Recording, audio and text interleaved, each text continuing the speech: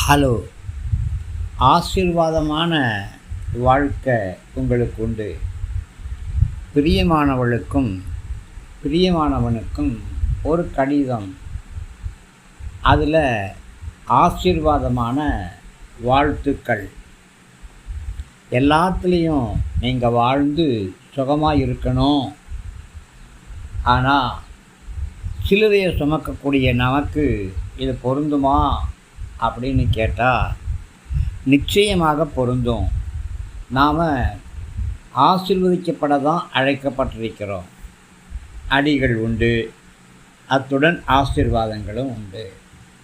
சிலுவை உண்டு, அத்தோடு மேன்மைகளும் உண்டு. கல்லறி உண்டு, அதோடு கூட கர்த்தருடைய நிழலும் உண்டு. வாழ்வு வனாந்தரம்தான், ஆனால் வான மன்னா தினசரி உங்களுக்கு பொழிந்து கொண்டே இருக்கும். வாசல் கூடாரத்திலே தான், ஆனால் ஐக்கியம் பரமதேவனோடு. நாம் எதிர்காலத்திற்காக வாழக்கூடியவங்க தான், ஆனால் நிகழ்காலத்தில் கர்த்தர் நம்ம ஆசீர்வதிக்கும்படி விரும்புகிறாரு. நம்முடைய ஆசீர்வாதம் எப்படி இருக்கணும்?